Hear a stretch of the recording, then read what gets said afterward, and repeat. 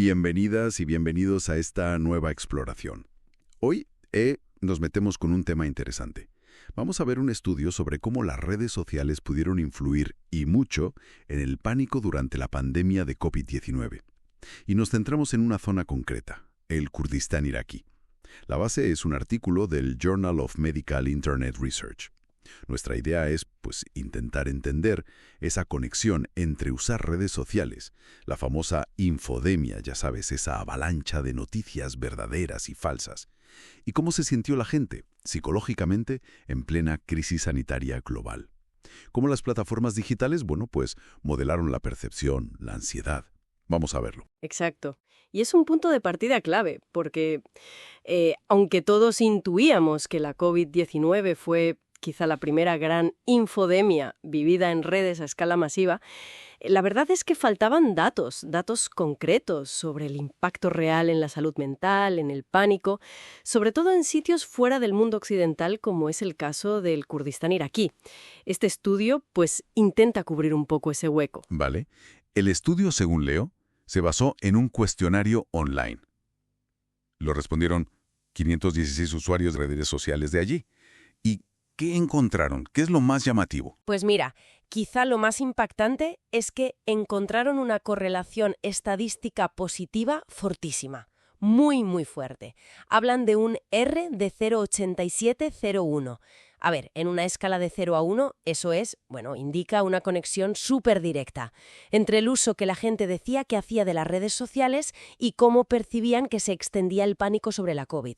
El análisis sugiere que, hasta un 75,7% de esa variación en el pánico podría estar ligada directamente a las redes sociales. ¡Wow!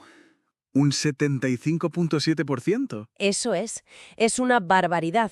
O sea, no es que fueran un factor más, es que podrían haber sido el motor principal de ese pánico percibido. Exacto. Esa es la idea que sugiere el dato. Es muy potente. Y si rascamos un poco más, ¿qué plataformas destacaron? ¿Y qué tipo de contenido era el que más se movía en esta dinámica? Pues aquí no hubo mucha sorpresa, la verdad. Facebook fue la plataforma dominante, pero de lejos. Un 82,6% de la gente la usaba para informarse sobre la COVID. 82%. Casi todo el mundo, vaya. Sí.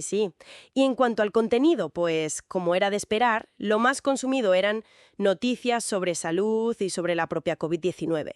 Un 76,4% lo señaló. Entendido. Claro, si Facebook era el rey, eso significa que su algoritmo tuvo un papelón en que veía a la gente y, por tanto, en cómo se sentía, ¿no? Totalmente. ¿Y cómo afectó todo ese flujo de información, a veces veraz, a veces no, al bienestar de las personas? ¿Qué dice el estudio? Pues tuvo un coste psicológico, bastante notable. Un 38,6% de los participantes reconoció haberse sentido afectado psicológicamente por el miedo que se generaba. Casi un 40%. Sí, y este impacto fue todavía más fuerte entre los más jóvenes. En el grupo de 18 a 35 años, el porcentaje subió al 40,2%. O sea, 4 de cada 10 jóvenes de esa edad. Uf, más de un tercio en general. Y subiendo en jóvenes. Es muy significativo.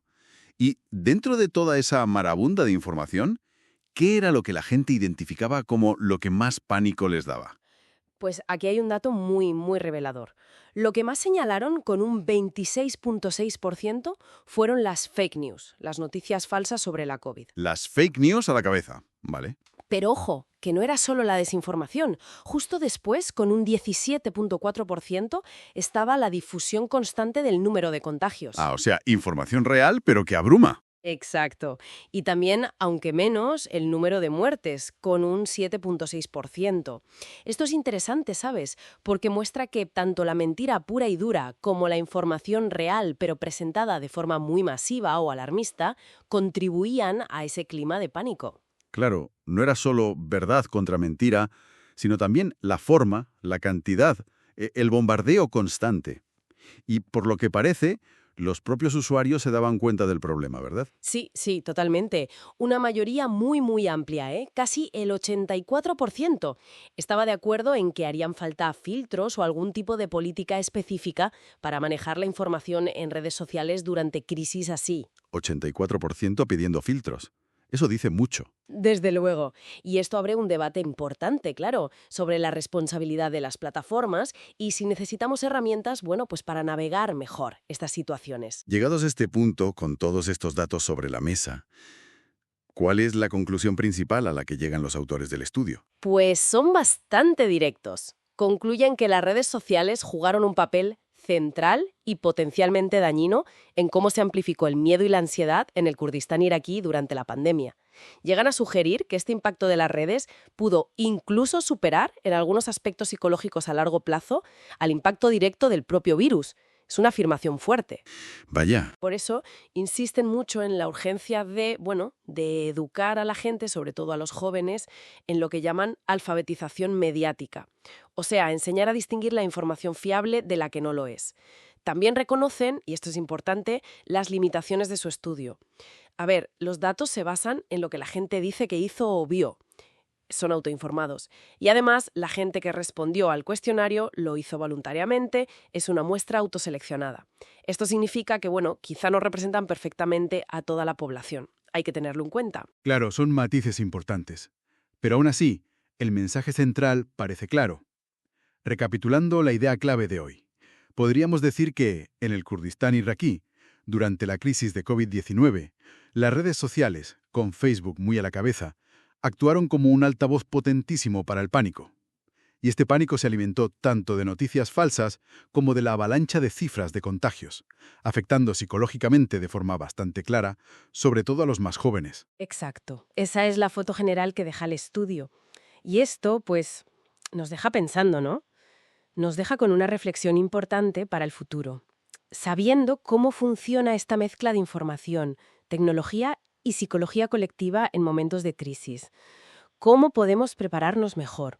Como sociedades, como individuos. ¿Qué podemos hacer para gestionar esas olas de información y también de desinformación que seguro vendrán con las próximas crisis grandes, ya sean sanitarias o de otro tipo? Es la pregunta que queda en el aire.